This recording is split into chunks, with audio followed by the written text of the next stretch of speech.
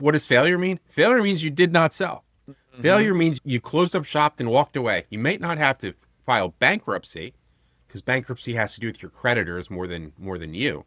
You can manage to close without committing bankruptcy. This happens all the time. Welcome to the Flywheel Effect, the podcast where ambition meets expertise in the world of luxury home services. Whether you're an entrepreneur, a small business owner, or a forward-thinking professional, this is your platform for growth, profit, and prosperity. Each episode, we dive deep into how to leverage data for smarter business decisions and share insights that help you transition from technician to visionary. Let's jump in.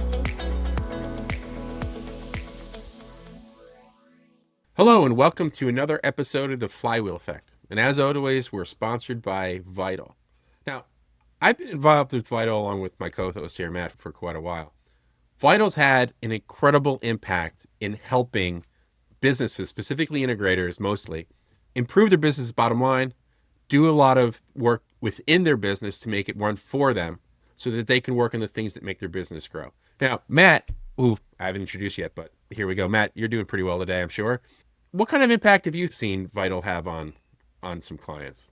Yeah, great question, Brent. So there's several cases where we've actually seen this transform lives, some quickly, some over the long term, but primarily the feedback that we've received on a regular basis is that it takes a business owner from a place of fear and not having any confidence in where they're going to having full financial confidence, data-driven insights, and the ability to actually plan for the future versus sort of feeling like they're on a boat in the ocean and hoping that storms don't come. Awesome. So here's what it is. We're sponsored by Vital, where you're going to transform your business. It's going to transform your life. It's going to transform your wallet and transform your future. So let's get kicking on this podcast.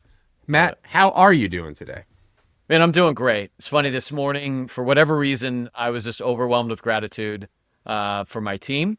And I think, gratitude is a practice that I have to intentionally think about every day. And I have a journaling habit that helps me with that, because I think in the space of gratitude, you pretty much push out any negativity.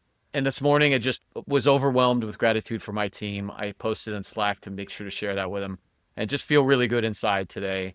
But also, on a bit of a learning journey about the practice of Kabbalah. I don't know if you've heard about that, but I was turned on to a podcast that was very interesting to me. And I've never considered myself a spiritual person because I haven't found a religion that I feel like tied to. But, this practice of Kabbalah, or this spiritualism about Kabbalah, really isn't an organized religion. It's kind of the concept that I've always believed in, that there's this sort of universal practice or universal law. So anyway, those two things this week have been really settling in for me: gratitude and the universal powers, and just feeling super great. How long have you been doing this? This is the first time I've heard about Kabbalah coming out of you. Well, I mean, it started with just some friendships I've created over the last probably 6 or 9 months. And then recently on Instagram, came across a couple of Kabbalah practitioners. I'm like, wow, this stuff's really interesting. I mean, it's spiritual, but more on the universe level of energy and how energy transmits between us, how we, the energy we give off, whether we're taking or receiving energy or giving energy. It's just I guess as I'm explaining it, it sounds pretty woo-woo, but for me, it's something that makes sense. It's like, hey, there's this universal energy out there. The bottom line is, like, just be a good human and treat people well, and recognize that we're all flawed and that life is hard, and that when life presents challenges to you, those challenges are actually designed to prepare you for the next level of life. And many people stop at those challenges and they kind of turn around, and that prevents them from reaching their maximum potential. That's cool. So for those that don't know, Kabbalah is Jewish mysticism, and which is a cool, it's like, I was first exposed to Kabbalah, I guess it was 20 years ago. And like Madonna was really into it. Yeah. She was wearing the bracelets. There's this Kabbalah bracelet that you wear when you're pretty sure, and I'm looking forward to seeing that on your wrist in the future. but it's cool. Like it's steeped in Judaism, but steeped in mysticism too. So it's like it's a little different. That's fun. That's good. Yeah. I'm glad you got that. That's good. It's like when I ran a company once time, I would call it Relax Zen. It was like in sort of relaxing Zen. And for whatever reason, that got me like fully loaded into Buddhism. And I went to watch the Dalai Lama speak. I was wearing the bracelets. I was doing the whole thing. Didn't get any tattoos, thank God. But it was coming. Yeah. Which was good. Yep. All right, so let's get into our episode. Today we're going to be talking about something for lack of a better term is right, but call it the perfect exit. I mean, we talked to a lot of businesses, Matt, and a lot of them are looking to understand what their next phase of life is. I think you mentioned you raised a hand. You asked people in one of your speaking engagements. It was like, I don't know whether there's 100 people or not, but 2/3 of them raised their hand when you asked them how many people want to sell eventually. Mm-hmm. Something like that. Is I think that's everybody wants to sell at some point. They just don't know when. The question is, how do they get there, and what does that sale look like, and what makes it feel good, which is what makes it perfect. Right. When you're out there, what was that moment where I thought, you mentioned it? What were you expecting, and how did the reaction differ? Yeah, it's a good question. So I think towards the end of 2024, I started asking this question in nearly all of my live and virtual sessions. So it doesn't really matter the topic, but just kind of grounding the group on I don't really want to call it the end game because it's really not an end game, but what are you trying to build? And when does that business end for you? What's the exit look like? And what's really funny is when I first asked that question of my first group, I simply said, hey, how many of you want to exit your business someday? And only about 1/3 of the hands, maybe even 25% raised. So I actually expected a lot more. Then I realized in that moment, I needed to qualify what that exit is. Because when I asked it that way with no qualifications, it was sort of like when the waiter or waitress comes up and says, hey, did you save room for dessert? And you answer with like, no, I'm so full, right? But alternatively, if that same waitress or waiter came up and said, hey, Brent, we're known for our specialty cheesecake that has a drizzle of cherry and blueberries and it's incredible. And frankly, the chef made a little too much this morning, so we got it on special today. Like, you're going to order that dessert, right? Even if you're too full. Yep. And so what I did is I asked the question, who wants to exit, without qualifying that. Not very many hands came up. Then I said, okay, that's fewer than I expected. And I asked, what if an exit didn't necessarily mean selling to an outside party? What if an exit also would include potentially an internal succession? Or what if an exit looked like a business that you still owned, but that didn't need you to show up every day? And boom, 2/3 of the hands raise. So as soon as I qualified what an exit could look like, or the alternatives to just selling to a third party, people raise their hands, right? And so I thought that was interesting. I don't know if that necessarily answers your question, but that's the piece that opened up for me. Did you open it up to any comments? Did anyone have anything to say? Has anyone had anything to say when you asked that question? Yes. No, most of my sessions I kind of hold off, some of the Q&A, but this last week I did a webinar where people are, they're responding in the chat. And the follow-up question I asked is, what is that perfect business for you? Right? So where do you think that business needs to be when it comes time to exit? And nearly every single one of them is like, no matter what, I recognize my business has to run without me before I can sell it for maximum value, or decide that I don't want to show up there anymore every day and still have a stream of income. Cool. Yeah, and I think that is the key. No matter how you want to exit, selling externally, selling internally, becoming a person that doesn't need to show up to your business, leaving it to your kids, whatever. It doesn't matter. You got to be set it up for success. Mm-hmm. And if you want maximum value, right? It's some kind of if you want any value. Like I think if you're running it where you are the key person in that business, everything runs through you. You're running around crazy. You don't have systems. You're making fine money because you got a nice car and you're doing your thing. I don't think you extract any value on the exit if that's your business. Well, I don't argue with you, but I want to bring up two very recent scenarios that are two massive contrasts. Both conversations I've had in the last week. One of them with a custom integration company who used to be a client of Vital, and the other one with a friend of mine. So let me start with my buddy. Sure. My buddy has a successful property management company. He's been running for, God, it might be 20 years, maybe 18 years. Incredibly profitable. Maybe an hour or two of work a day for him. Essentially runs without him. And he's had many offers on his business. The primary reason for him to sell is because it's a high liability business, right? There's always crazy shit going on in that industry. So he gets to a point, he's mid-40s like me. He gets to a point where he recognizes all of his investments and everything. He can retire now. He knows what number he needs for his business and able to successfully retire. But he's in such a great position, Brent, that his business spins off so much cash every year that the offers he's been given aren't high enough for him to forego the cash flow that he gets out of this business every year, right? Right. And so he's in this incredible position to say no all the time until he gets the right offer for him, right? And he knows what that number is. He knows what he needs in day one money and earnouts and all that. He's got a very clear picture of that for him. So he's in the power seat, right? The business doesn't need to sell. It's spinning off tons of cash for him, and he spends very little time in the business.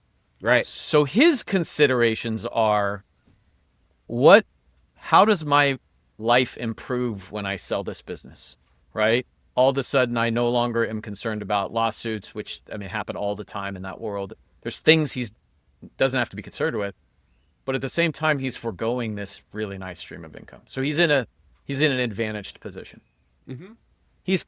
Right now he's got an LOI. He's going to be super happy with how this goes down. He finally found the right offer and whatnot. This other conversation with an integrator I had in this last week is not in that position, right? It's a stressful position for him because he needs to sell based on the fact that he has all these health concerns, right? He's no longer able to run the business. However, the business is not in a position to run itself. So the conversation I had with him is like, hey, Matt, I've been given this one offer, essentially. Actually, I think he has two offers on the table. He doesn't really love either one of them. Both of them, in my opinion, are way more than the business is worth because, frankly, it's worth nothing. The business isn't worth much. It's really worth the physical assets, but they're paying well more than the physical. They're giving him a lot for his goodwill. And it's more money than he's ever seen in one time. But it's probably 30% of what this business could be worth if it was in an advantageous position, right? Meaning it's making 15 to 20% net operating profit after paying the owner. The owner doesn't have to show up 12 hours a day. The owner's not the main salesperson, all these components. So by the time both of these guys, my buddy and this integrator, by the time they both pay the tax man, which by the way is usually about 40% of the sale price, right? By the time they pay the tax man, one of these guys is retiring. The other guy, even though he's going to see probably one of the largest paychecks he's ever seen, it will only get him through maybe 18 to 24 months of his life. And then he'll have to figure out what he's going to do next. And so I think the contrast of those two experiences are so telling that it's like, look, while you're healthy, while you're in a position to build a business that can run without you, you got to do it. Because if your health changes, it could force a sale and you'll be in really bad shape. So I'm going to flip that around a little bit. And that second guy, the integrator who has to sell because of health games, the way you portrayed it is that that's not a great outcome. I want you to also think about that the fact that he's able to sell for anything at all is actually a fantastic outcome. If you look at the kind of the statistics of small businesses, which integration, home service businesses, any definition you want, essentially they're small businesses. Right. All small businesses, according to I think it's the SBA or some statistics, 20% of small businesses fail in the first year, 50% fail in the first 5, and it kind of keeps going up. 10 years, 65%, 75 and 15. After 20 years, 80% of small businesses fail within 20 years. So what does failure mean? Failure means you did not sell. Mm-hmm. Failure means you closed up shop and walked away. You may not have to file bankruptcy, because bankruptcy has to do with your creditors more than you. You can manage to close without committing bankruptcy. This happens all the time. So, like, he may not be getting what he wants, but the fact that he's getting anything is actually a really huge success in the world of small business. And I think those rates apply to integration home service businesses probably pretty closely, if not higher rates of failure. Yeah. The majority of integrators and home service companies are going to, the exit is they close shop. They just, one day they're doing business, the next day they're not. And for everyone who thinks that they can get an exit, if you look at most businesses that are going to fail, any exit, any sale is a positive outcome. And when you look at home service businesses, you read the papers and everyone's talking about, oh my God, they're selling, some guy sold his HVAC company for 15 times earnings, 12 times earnings, whatever, to some private equity consolidator. Those are the stories that make it hard for other people to actually find really good exits. I think that there's a reality around this that people have to grasp, that this is a job.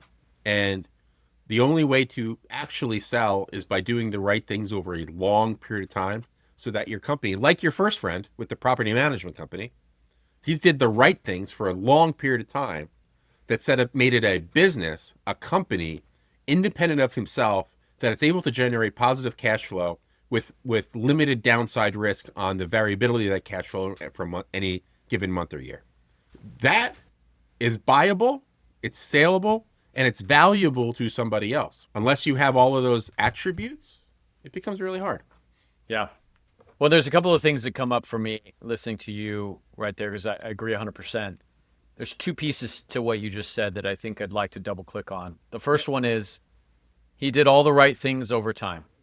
You know, in this world of social media, every day I come across a get rich thing, or it's like, you know, how do you become a millionaire in 12 months? There's all this propaganda that anyone can get rich in this short period of time. And frankly, that might be true for a small number of people.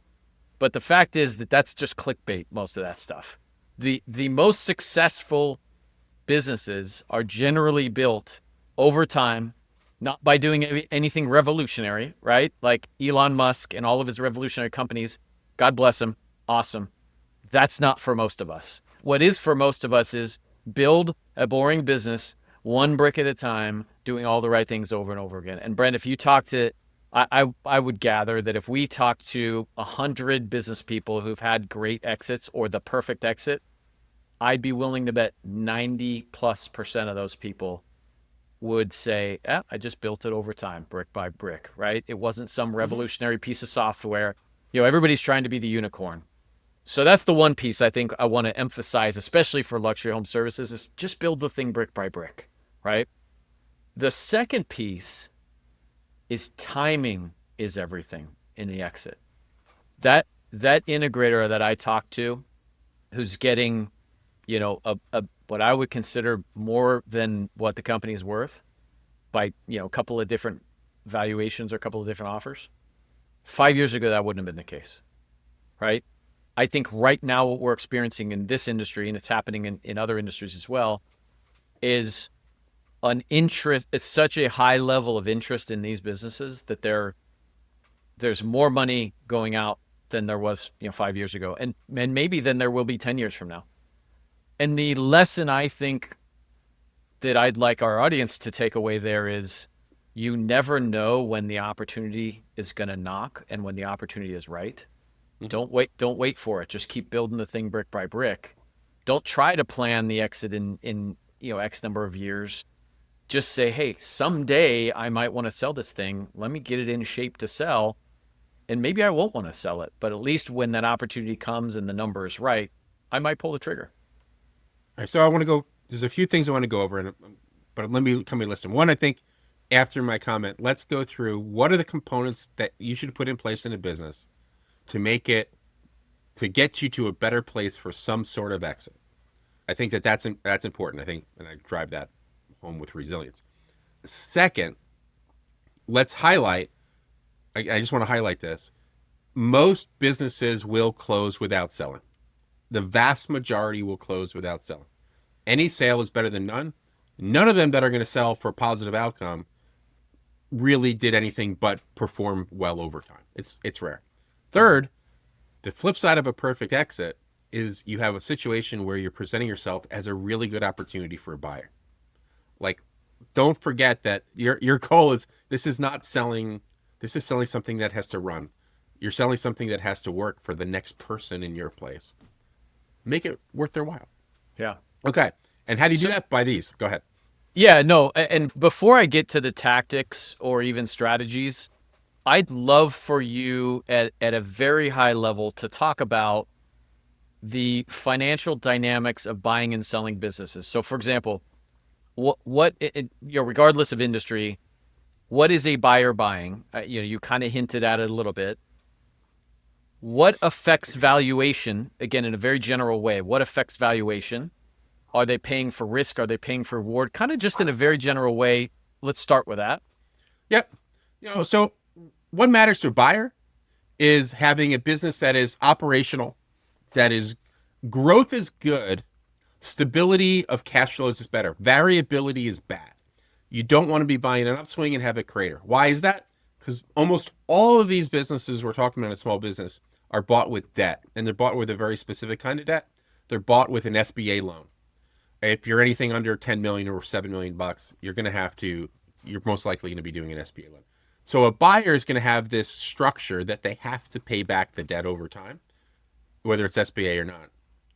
If they have that structure, they need to have some certainty in the cash flows to cover that debt. It's called the debt coverage ratio. You need to have debt coverage.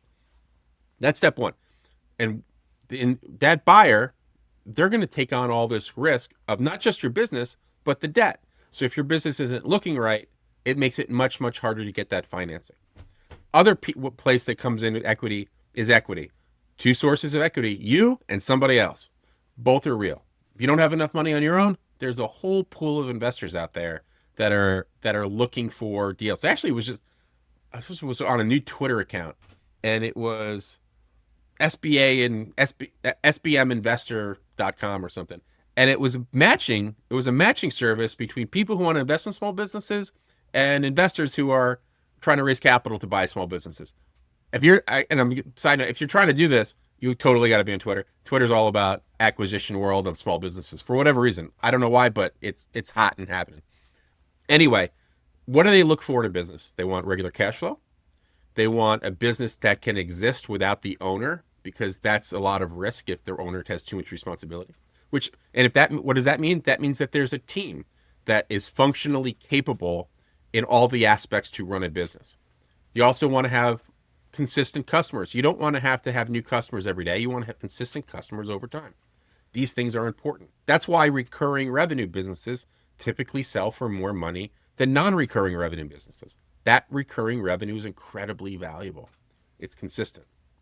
So those are kind of some of the things that are from a high level that are really important. You want structured business, stable cash flow, good people, and steady customers that are going to drive additional revenue and profit over time. Businesses that are not profitable, if they're small businesses, have a really, really hard time selling. You can't finance them. You can't get debt. The only way to do it is probably with something called a seller note, which is you providing the debt for the sale of your business. And that's big risk profile. However, this kind of gets me to the point, though. One tendency, Matt, you talk about, and we're going to get to these facts, but I'm going to bring this up. Talk about, hey, run your business over time, so maybe you don't have to be involved in it because it's be consistent cash flow. Many business owners and entrepreneurs seriously overestimate the consistency of their future cash flows. They think, oh, I always make $1 million. I can make $1 million forever. No, you can't. You see those 80% of businesses that fail in 20 years? It's because their cash flows were not consistent. The sale, if a sale gets you a decent value, because the saying is, pigs get fat, hogs get slaughtered. What does that mean? Is that if you're too greedy, you're going to lose it all. So don't be greedy in this process either. Yeah.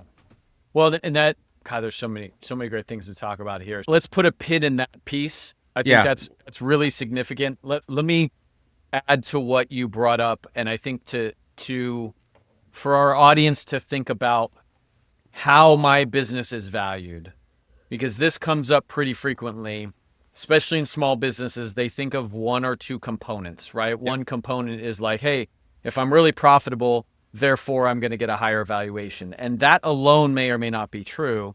Here's a few things that I've experienced, and I'm sure you can add to this, Brent. Key man risk. So key man risk is an example of like the owner might be key man risk or people on the team. So for example, I have one of our members right now who has an incredible unicorn salesperson. The guy does 4 times what most salespeople do in this industry. And they've built a business around this guy, which is amazing. What happens if he gets hit by a bus, right? Right. So there's huge key man risk in selling that business. And sometimes you can overcome that, but the reality of that company that you know, in a sale, the buyer is going to look at that and say, hey, there's huge key man risk here. I'm not willing to take on that risk at a high multiple. Or, hey, I want a longer tail on the earn out, or you know, whatever the case may be. Day one money will probably be less. So you have key man risk, which could be employee or employees, and then of course could be the owner. Then you have quality of earnings that you brought up earlier. If it's a project-based business where we have to go hunt and kill our projects on a regular basis, the quality of earnings goes down, right? We can't guarantee that that's going to continue happening after we buy the business. Where you brought up the recurring revenue piece, that generally is lower risk for a buyer, right? Mm-hmm. The bottom line profit percentage does play a huge factor.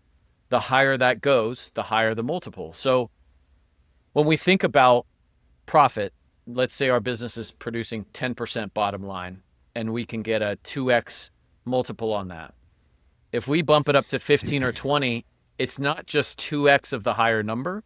We can actually command a higher multiple. So it drives a premium for that business. The other thing that we see on a fairly regular basis for business valuation is the future earning potential, or whether or not the buyer can add strategic support to multiply the success of the company, right? And I think that's not as often seen in luxury home services unless it's a part of a roll-up. But in a strategic buyer situation, this is probably somewhere you can add a lot of value, Brent. The strategic buyer might be willing to pay a higher multiple because they see the ability for their infrastructure to add value to that business. Yeah. And I think in that case, you're not needed. Right. You're most likely going to have to walk away and find something else to do. They're not going to ask you, which may be exactly what you want. And that's okay. Yeah. I think those are great points all around. Look, there's 2 steps. There's a few steps here. I want to get into tactics in a second, but I think the reason everyone raised their hand, you know, the 2/3 of the people that was it 2/3, right around there, whatever it was, somewhere around there. Yeah, raise your hand in your thing, is because everybody has an arc to their life. Everybody has an arc to their life.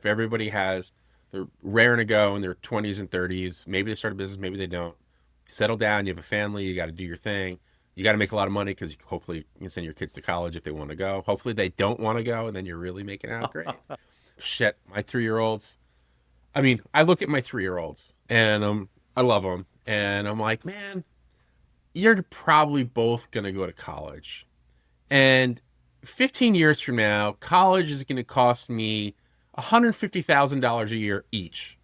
So I'm looking at $300,000. That's $1.2 million to send my kids to college without anything else. It's like, what the fuck am I going to do? Oh, man. And they're at the same time. I don't know why I'm getting into this, but I feel like it. But those are considerations in a business too. Like you got kids, you got to go to college. How are you going to pay for it? But really, like you're looking at this now. How lucky are you, Matt, in convincing your kids that they don't need to college and should just go do something else? Have you tried that tact yet? I think it would be successful, but okay. My Not productive. my wife will not let it happen. I know. I'm thinking. So, I guess they're good. but it's funny you bring this up, and we'll come back from this little squirrel episode. This next week we are visiting Ole Miss with my oldest daughter. It's one of two colleges she's looking at attending, and we've been looking at, of course, at the financial picture of this. So Brent, she's going to get a 4-year marketing degree. Yeah. What would you think is a reasonable amount to invest in yourself to graduate with a 4-year marketing degree?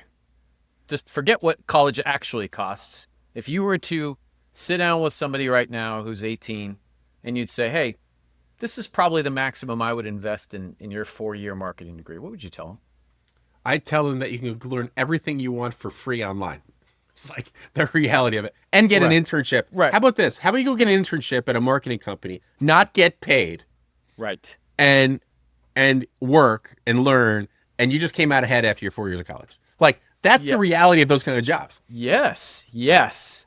What if she was dead set on getting that piece of paper? What would you say? Hey, this is the maximum I would invest. What would that number be? Just give me a number. Let's define this a little more tightly. I think this is important because in my mind, I got other things flowing about college. Right. We're talking purely on investment in a certificate to be able to do marketing, essentially, right? As opposed to everything. Like, if the job requires a BA, which they all do right now, for that's my point. They require a piece of paper. They require the piece of paper that says you went to right. Mm-hmm. So let's actually back into this. What is her? Let's use 10 years. So she's going to graduate when she's 23. Let's say 23. I don't, it could be 22, whatever, 21. Mm-hmm. Her first 10 years of work life, her potential for income will be, I'm guessing, a marketing job entry level. It's not a super high paying job. It's probably a $50,000 or $60,000 job, maybe. Yeah, maybe. And then you're going to top out, call it over time at if you're really good, if you're really, really good, $250,000 in that 10 years max. That's where you're going to go. Yeah, that's max. Right. That's pushing it. That's pushing it. If you average all that out, it's maybe $1 million of income in 10 years. Right? But let's use round numbers, but give or take, assuming she's employed, assuming it works, whatever. So let's discount that back and use it basically a 10% interest rate. We got. And this is a lot for our audience to follow, Brent. We got to give them a number. I'm sorry. We got to give them a number. I got to get a number. Call it a 100 to 150 grand. Right. At most. Right. 100 grand even seems like a lot, right? Because in that 10 years, there's a 100% chance we're going to hit some kind of a recession or depression or whatever, right? So the chances of you continuing to scale the income ladder are low. Everybody and their brother has a marketing degree. So it's like, you really got to be unique in that world. That's assuming she even goes down the path of marketing, right? She'll probably be a great salesperson, and that's how she'll make her money. Yep. So these two colleges we're looking at. Public colleges, by the way. Public colleges. Just not in your state. 20-some thousand, kids. Not in the state, so we're paying out-of-state tuition. Room, board, the whole nine, $300,000 for a 4-year marketing degree. Wow, it's insanity. How do you even like? I can't even connect the dots on investing 300 grand to a piece of paper that doesn't guarantee you anything. That's why the education system is broken. Oh man, yeah, no, it's totally broken. But anyway, we squirreled on that one for quite a while. I would love to have that whole conversation because I got a lot of thoughts on that. Yeah, your $1.5 million, Brent, is not too far off. But frankly, I think the system's going to implode or explode before then. Whether it's the labor system, the education, something, we're at a tipping point there somewhere because it's not sustainable. It's not sustainable. And I'm going to point back to when did it turn in from just expensive to not sustainable?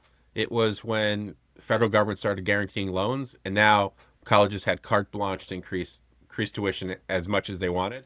And you went from public universities like Ole Miss. I bet Ole Miss in 2005 was 12 grand a year, something along that. Mm-hmm. And now you're talking 75. Oh my Lord. That is absurd.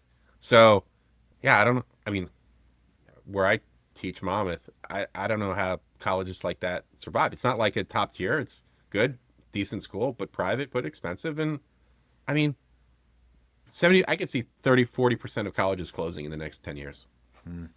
So anyway, all right, we went on an education tangent. But by the way, this is what this gets back to is you small business owners, you better make some fucking cash Well, if you got kids. That's the dotted line there, right? That's the connective tissue is if I'm in my 20s or 30s listening to this podcast, I'm thinking like, man, I either just had kids or the kids are on the horizon. I got to think about this stuff. Yeah. If I'm in my 40s or 50s, like where I am, mid 40s, in the midst of all of this, or maybe I was a late starter like you guys, I got to plan for this stuff. Like here, we thought we were set, both of our girls, we've been saving for college their whole lives.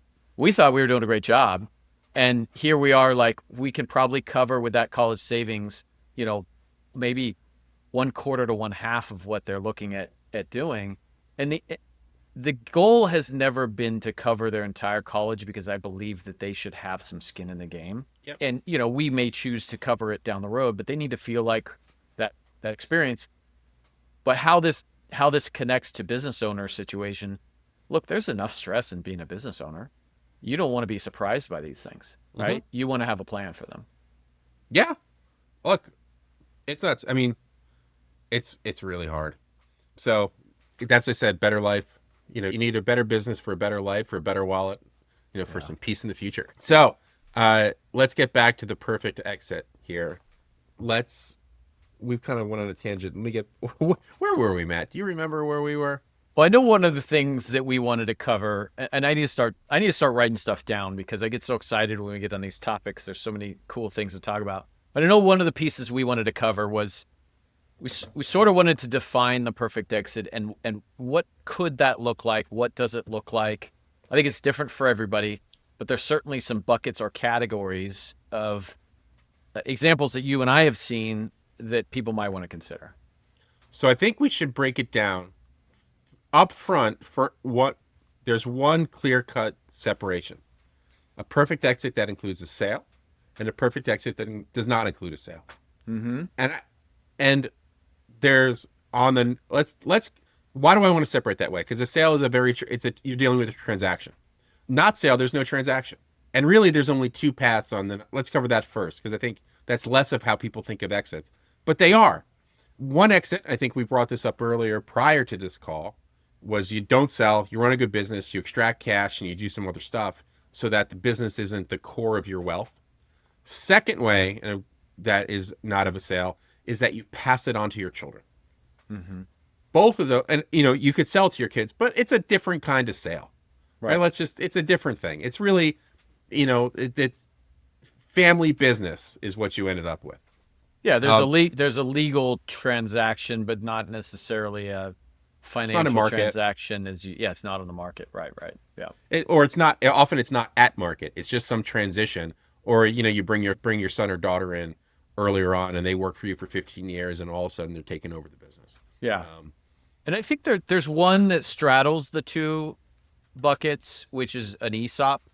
I think that's kind of a little bit of both, right? You're selling the business to your employees, while sort of still working in the business. So, that's one that's a lot less common at the size of most integration companies, or most luxury home services businesses aren't really big enough to make that make sense. And it's also, I think, administering that's prohibitively expensive for typical small business. Exactly. Yep. So anyway, on the sales side, then let's walk through these fours. You can sell to. There's really three people to sell to. There's sell to an employee, which is a little different than selling to a family member. You can sell to an outside third-party financial buyer, or you can sell to an outside third-party strategic buyer. I would say those are the five truly potential exits. Matt, do you want to add or subtract from any of those? No, I think those are great. There's one thing I'm concerned about. Is that a knife that's in your hand that you keep threatening our audience with? Yeah, I don't know why I got it. It's not a knife. It is a knife. It's a letter opener technically, but it is a sharp-edged letter opener. And I have been known to stab myself with that by accident. I was going to say, I should probably put it down. I don't want our audience to see your demise live on video, so I'd love to have you put that down. because I know that it wouldn't happen on purpose, but there's certainly the accidental eye poking that, could happen. I have never gotten my eye, thank God. So hopefully I never do. I don't want this to be one of those, like when the helicopter is watching the car chase and then something dramatic happens. They're like, oh, crap, we got to delay this thing. So, we don't want to have to edit it out. I get excited, when I'm talking about this stuff. I don't know why I get excited when I talk about this stuff, but I do. And I get antsy just internally. And so I'm a little bit of a fidgeter, which Yep. So sometimes I need something that I'm swinging around in my hands. I'm also, a little bit of a hand talker. Had the knife, switch to something else that's a little smaller and less obtrusive, and we'll go from there. I don't know. I'm sure there's other people like that too. Yeah. Anyway, so the five things I'm on board with totally. So let's unpack those one by one. Okay, let's start with the one that's just you. Sometimes a perfect exit can be not selling the business, but it needs to be set up the right way to make this actually a perfect exit, right? Because I think there's not selling the business can be a perfect exit or a not perfect exit. How would you define the difference? Well, I think perfect is in the eye of the beholder. Yep. I can share with you some examples of what I've seen. Well, she's great. That has worked. So we have one of our members who runs not a very large integration company, but a very profitable one. And he and his wife take a good bit of cash out of that business on a regular basis. It's a lifestyle business. It does require him to be involved, but his wife does not work. She runs their real estate investing business. So what they do is they run, like I said, not a large, I think it's probably 10 or 15 employees, a couple $1 million a year, maybe $2-3 million a year, but they're highly profitable. They're generating $400,000, $500,000, $600,000 a year after paying themselves a salary. And they leverage that cash on a regular basis into real estate investments. Mm-hmm. And what their vision is that after about 20 years of doing this, the real estate business will essentially make their integration business an option for them.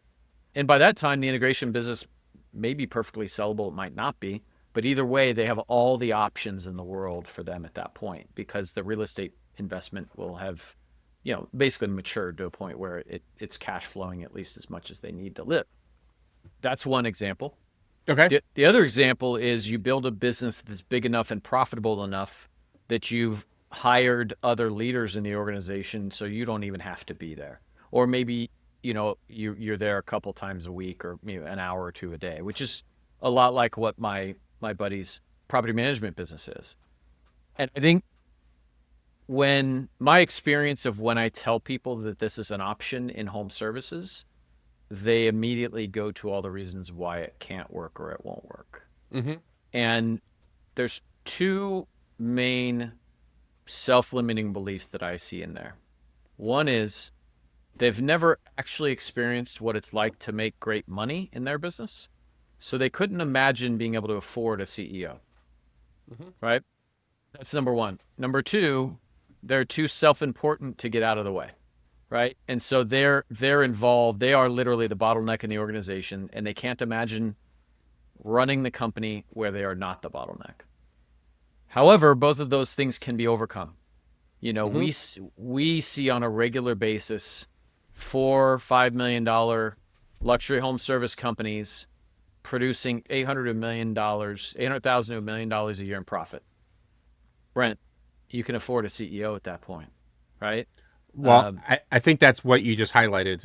To have that, I don't need to be in the business. You need a certain level of scale. This does not work if you're $1 million or $2 million in revenue. It just does not. Right.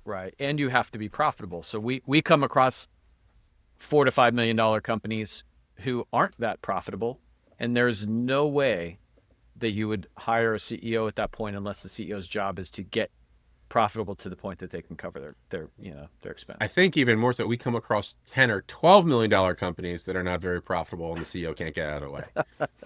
That is true. Very true. So, scale does not solve this problem without operations. Yeah. Well, and I'll double click on a point that you brought up earlier.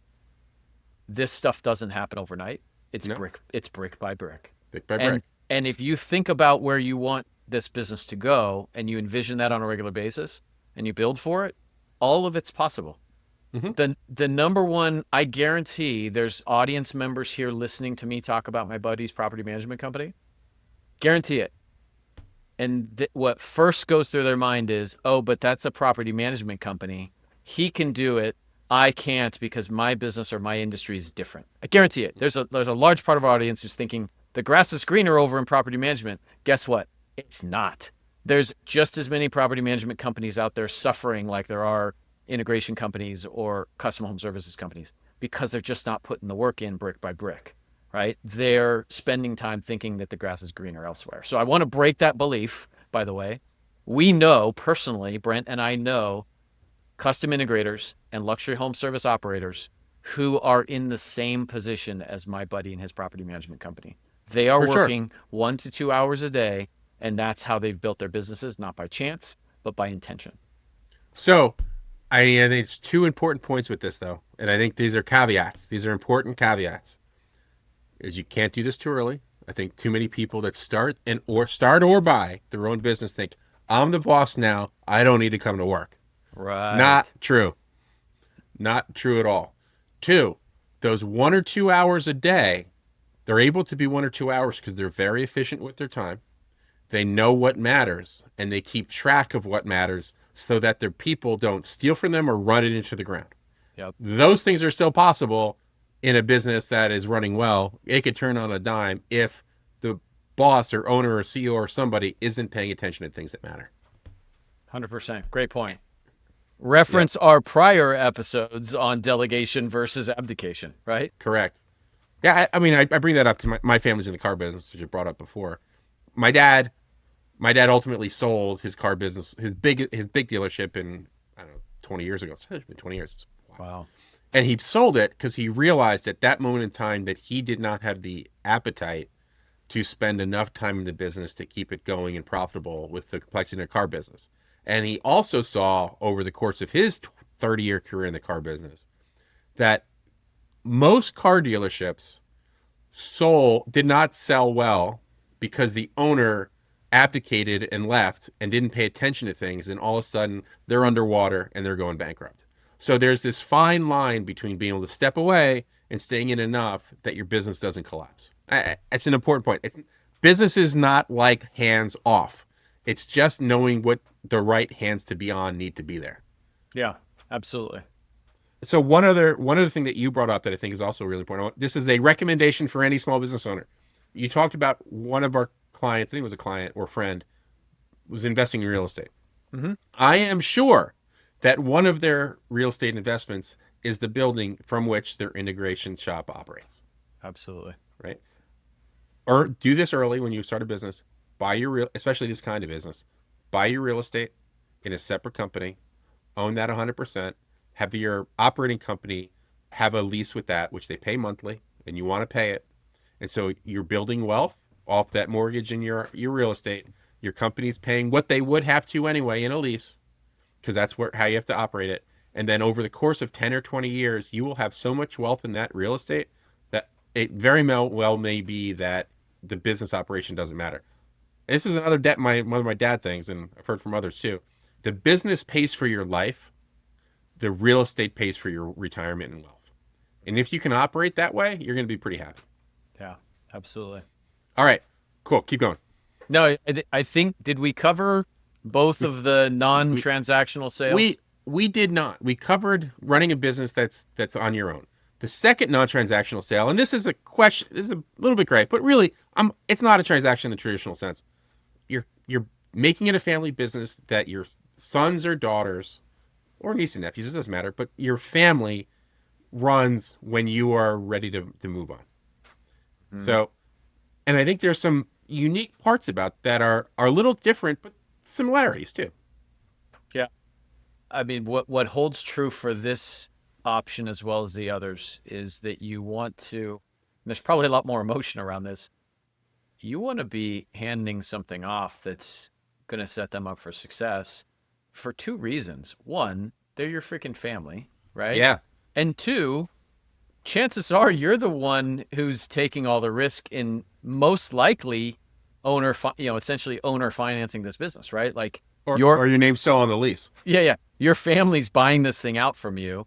And dang it, this thing better be in really great shape, or the chances of you getting paid are very low. So I think those are the two main reasons why, even in a family transaction, or maybe even more importantly in a family transaction or family succession, this thing better be rock solid, right? The morbid and proper way to think of this is, my kids are in this business. They're running it. Helping me run this. If I keel over tomorrow from a heart attack or get hit by a truck, is the business set up in a way that they can run it from day one without a hiccup? Mm-hmm. That's the way you should think about your business and setting it up. Not, I'm the key man here and I need to do everything and they're just along for the ride. That's not setting them up for success. Yeah. Some interesting statistics. I don't have them in front of me, but the history of success or lack thereof in multi-generational family businesses, right? So they say the founder generation, if it lasts past 20 years, successful. Second generation, not usually as successful. Third generation, the chances of the business still being around at the end of the third generation are very low. It's like a significantly small number. And that's not meant to scare anybody, but I think it's meant to say, hey, for all the reasons we've discussed, this thing needs to be set up nicely for generation number 2, if there's any chance of generation number 3 even enjoying that success. Yeah, it's funny. My family, back to car dealerships, my family has been 4 generations of car dealerships. I didn't get into it. My brother didn't get into it, but my cousins did. And they're now running my uncle's dealerships and bought one for my father. But they were kind of forced into it. They started working for my uncle, and then this is the kind of situation. He died of cancer. Yeah. And they were left as running this business. They had a long time to plan because it was cancer, but still, it's hard. So yeah. So anyway, so this is like this quasi exit. It's not an exit. I think it's really nice when it happens. It's really nice, but there's so many roadblocks and hurdles that if your planning isn't spot on, and you're not setting this up to be an operating business outside of the founder singular person, your kids are going to fail, and you don't want that to happen. Yeah, no doubt.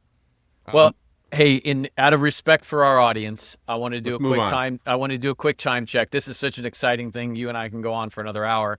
I don't know that people want to talk about, hear us talk about it for another hour. So let's land the plane on the 3 transactional bits and what and then get into. About. Let's do these 2 things. Let's talk. I'll talk about those 3 quickly, but I think I want to get into the tactics because I think there are consistencies across all 5 of what you have to do in your business, and I think that's an important 10 minutes to talk about. Yeah. So 3 sales: financial, strategic, and employee. All right. I think they're all different. Employee is probably the easiest in some ways. You got to find an employee. It's either going to be a tech or a salesperson, most likely. It's probably not going to be your bookkeeper, that you trust, that's worked for you for a long time, that you're willing to transition the business to them. You are going to take a seller note on this. You are going to transition it over time. But you know what it's going to be? You're going to feel good because you set someone else up for success and you got some money out of your business. Right. There's nothing wrong with that. I think, do you have anything to add on that one? Let's go through these quickly. Oh, no, I would agree with that. That's usually the transaction that has the most hair on the deal and the most risk for the seller, but it can be a really cool thing to do for for your employee. And even though you could say ultimately it might be a lower price, it's still a sale. Like, as opposed to the non-sales that are most people. Right. Second one, strategic buyer. I'm going to say there's 2 kinds of strategics. First is the guy down the street who wants to expand. That's a strategic sale. And you should have those conversations. Get the guys you're close with, you should get to know and say, hey, when the opportunity arises, I'm willing to sell. The other kind of strategic sale is the large consolidators. Someone who has a Brabus, and this kind of flexes into financial sale, but it's a strategic because they have an operating company. They even may want you to stick around for a while and have to take equity. I think a lot of strategics do, right? That's been our experience, is that they're focused on expanding quickly, and in many cases that requires the owner staying on improves the success of that. On those strategic sales, I'm going to give a little highlight, is understand what your ownership structure is relative to the ultimate owner of that business. Mm-hmm. And really what you don't want to be is your ownership subordinated to theirs. If it is subordinated, you should make sure there's an increase in value. There's a certain level of value that you're walking away from if you're subordinated, if this isn't working out the right way. And it doesn't necessarily have to. So, and I'm actually, for those deals, you need to hire a real advisor. Do not be afraid to pay a lawyer or some sort of consultant who can help you through the process. And this applies to financial that we're coming up to next. You can get fucked. And don't bleep that one out because it's a really important word.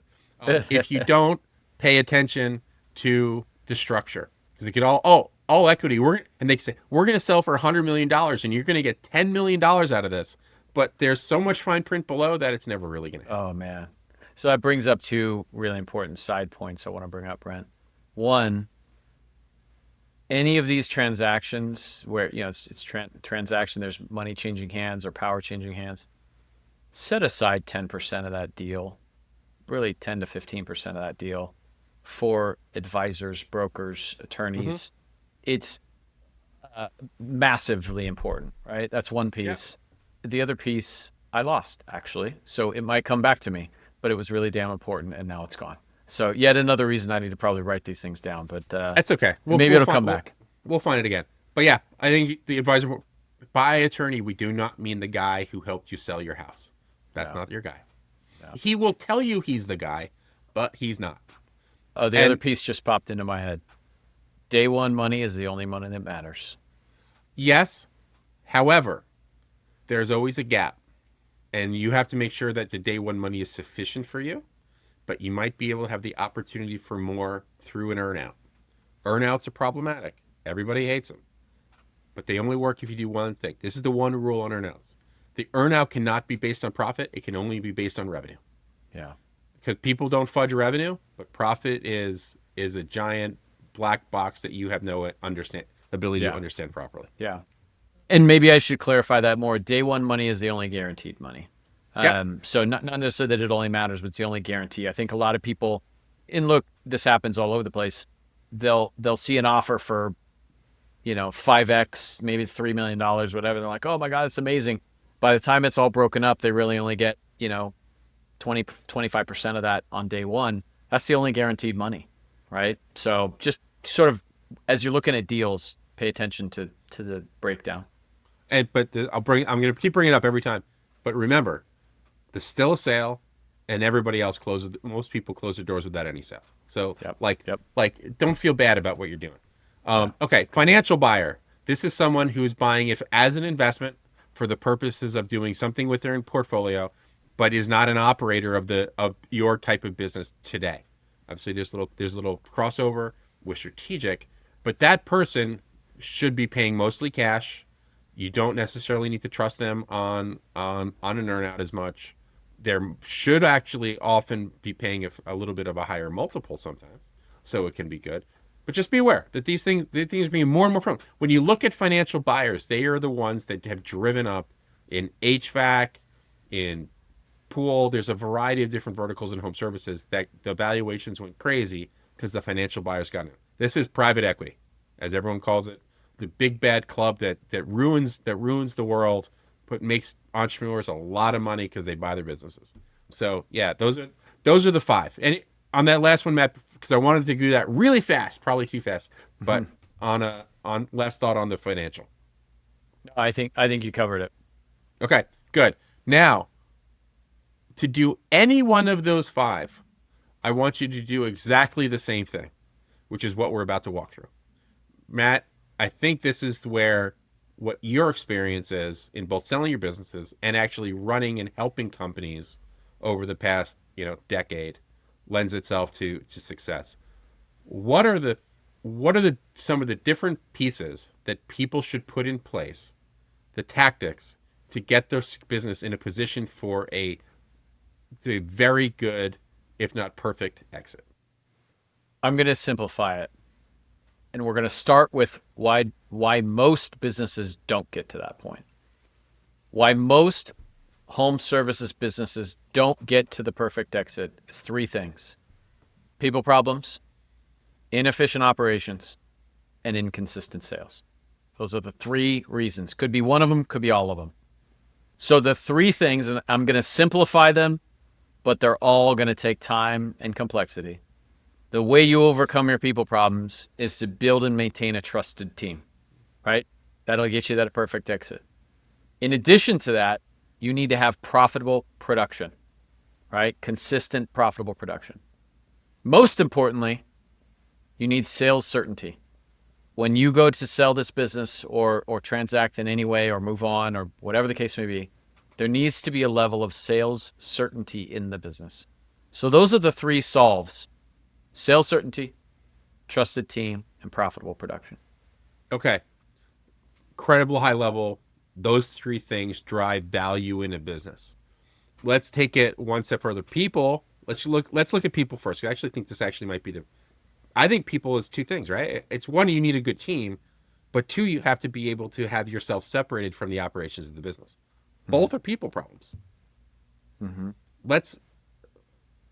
How do people in running a small business who started from scratch, founded a business, ran it the whole way, and now they're running a 4 or 5 million business, but but in their mind, they still have to do everything.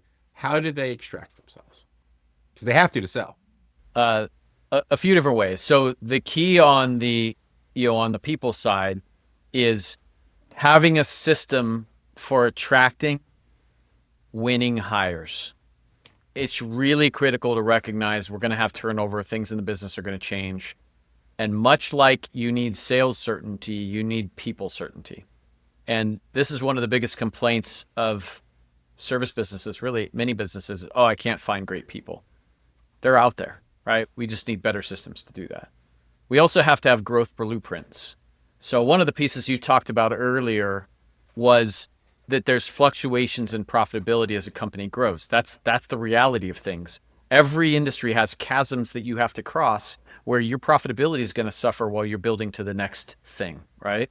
You got to have a growth blueprint. You need to know who you need in the future. Just right. If we're making people decisions based on today, we're already behind, right? We need to be making people decisions based on where we're going and what's happening in the business. The third piece is inspirational leadership. The small business is always a reflection of the owner or founder, always, right? And what is also true is the growth of that small business is capped by the owner or founder. So as the owner and founder continues to grow in their leadership capabilities, the business will grow. When the owner or founder stops growing as a leader, the business also stops growing. That's why so many small businesses get capped. It's not a market thing. It's not a pricing thing. It's not a product thing. It's a leader thing. So not only does the leader need to become continue to grow as an inspiring leader, that leader also needs to build other leaders in the organization. Did I use the word leader enough in that sentence? It's all about that leader. All right. So those are the three things. Now, though, there is a fourth, and I think it's the overlay on top of all of those. And I think you have I think you can come up with some interesting an anecdote on this, is trust. What is it that allows an owner to transition from not trusting anybody to do anything to trusting their people to get their work done effectively? Everything you described doesn't work without that trust. But a lot of leaders don't trust. Actually, they're not leaders yet at that point. A lot of business owners don't trust. Yeah. That's the part that in my mind falls into the bucket of inspirational leadership, right? That's a big piece. I mean, we've talked about it at length on this podcast about being able to let go. And frankly, that goes into the profitable production bucket of eliminating the owner as a bottleneck. Right. Like profitable, consistent production. You need consistent sales and cash flow to sell. Can't do that if the owner doesn't do everything, can you? Right. And what was the third? So we got people, we got product, profitable production, and sales certainty. And how are you defining sales certainty? Well, you must have a lead engine producing leads on a regular basis for the business. You also need to have sales systems that maximize the opportunities. And you have to have a closing framework such that on a regular basis, we can predict from lead to close what's actually going to happen in the business. And companies who build those things in have a level of sales certainty. Now, sales certainty doesn't always mean sales growth, but it certainly would be nice to have. What sales certainty means is I know what's coming. Mm-hmm. right? I know what the next 12 to 18 months or more look like in my business because I have enough indicators and data to know what's happening, and I have certainty on what's coming down the line. I think the other way to think of this, the way you're describing it, is sales certainty is a proactive nature of a sales cycle. You have to actively seek those leads. You have to actively seek the close. You have to actively manage your pipeline so that going forward you can understand what's going on. As opposed to what a lot of businesses do, and I think this is a lot of businesses just worry about what's coming over the transom, deal with it, and then move on. And that can work in a lot of times, but it lacks certainty, and therefore dramatically hurts your business if you're dealing with some sort of downturn in the economy. Yeah. Yeah. I mean, how often do we hear from home service companies how proud they are to be referral only, right? That's awesome. I'm stoked that you're referral only. I sure hope you're taking cash out of that business on a regular basis and investing somewhere else, because you won't be able to sell that business because the referrals are built on the back of you as the owner, which, the quality of earnings on that is very low. You should have a referral-based business. You should have a business where people are begging to do business with you. That's not a lead engine, and we need to make sure that we have bolstered our lead engine with other opportunities. Yeah, look, that feels great. Oh, I don't have to pay for a sales team, so I can pocket all that money because all my old customers are just referring me to their buddies. Fantastic. Hey, good luck with that. But here's the flip side of that, Matt. And people want to understand this. If you have one bad job, that dries up in a second. Yep. Because nobody's going to refer you anymore if they hear from that group of people that know each other that you screwed something up. Yep. And you know where else that's dangerous? We've seen this, is when it's time to raise prices. Because the circle of customers you've developed over the last 10 years are referrals based on their value system. And a lot of home service companies start out by saying yes to all the jobs at any price. And as these home service companies mature, they recognize like, wow, I've been priced wrong for a long time and I need to raise prices. And all of a sudden, those value buyers are no longer interested in doing business with you because you've raised prices, and they're going to seek the next value opportunity. So that's Right. where it can be really dangerous, because birds of a feather flock together, right? Yeah, I mean, put plainly, the guys who are cheap have friends who are cheap. The guys who aren't cheap have friends who also are not cheap. I got something to say, but I'm laughing right now because you told me not to play with my knife, and I just picked up a pair of scissors and was playing with that instead, which was significantly more dangerous. So I need put to that text down. I need to text your wife and tell her that on a daily basis she needs to clear all the sharp objects off your Clear desk. shit off my desk. So it cracked me up. Anyway, also I think on home services specifically, we have to look at different customers. Like, we're talking about customers as if they're homeowners. A lot of those referral only businesses, their customers are home builders. Mm-hmm. If they're dealing in the production home building world, or even the custom home building world. Mm-hmm. And so I don't have to worry about sales because I get the jobs from my builders. Mm-hmm. That's even more dangerous. Like, it sounds great. It's easy. It's wonderful. But you now have not just referral only. You have customer concentration. You may be selling to 100 people who are buying homes because they probably put you in direct contact. But you got 3 customers for your $5 million of business. One of those guys had a bad month and going out of business, which happens all the time to home builders. You just lost that. Same thing. It's like home building is a wonderful thing until it's not. Yeah. Yeah, you can't sleep on those things. Customer concentration risk is also a very important component of a buyer's risk assessment. And that's a key one. Well, hey, Okay. For the sake of our audience, let's wrap this thing up, Brent. Let's wrap this up. Any final words? Let's encapsulate this thing. So we identified 5 different potential exits that you should think about as what's right for you. 1, running a great business that when you closes, you don't care because you made so much money and you've got other stuff going. 2nd, you're going to sell to a family member and position your company to become a family business over a period of time. Then there's also sale to an employee, setting your employees to feel good about themselves. We'll put ESOP in there at the same time. Make your employees feel good on themselves and continue on your legacy in a business that you were able to move on to the next generation, but not a family member. Or the last 2, you can sell to a strategic buyer, which is a of someone who operates a business similar to yours, either a small or large one, or a financial buyer, someone who's looking to make an investment. All 5 of those are potential exits. The beauty of this is you prepare for all 5 of them in exactly the same way. Set your business up to run really well, where you are not the key cog or bottleneck in it, that you've got good people, you've got good systems, you have a steady flow of sales and cash flow, and that you are running a profitable business. Do all that, and all 5 of those are at your beck and call. Yep, I would agree. I'll bring up one point. Sure. Because I think immediately what comes to mind is like people, like right now, people are probably motivated. Mm-hmm. The fastest I've seen somebody go from where they are today to being ready for sale, or more importantly, feeling like they could sell, the fastest I've seen that done is 2 years. Yeah, you can't sell immediately. Well, and when we think of sale, we think of maximum value because that's what you deserve.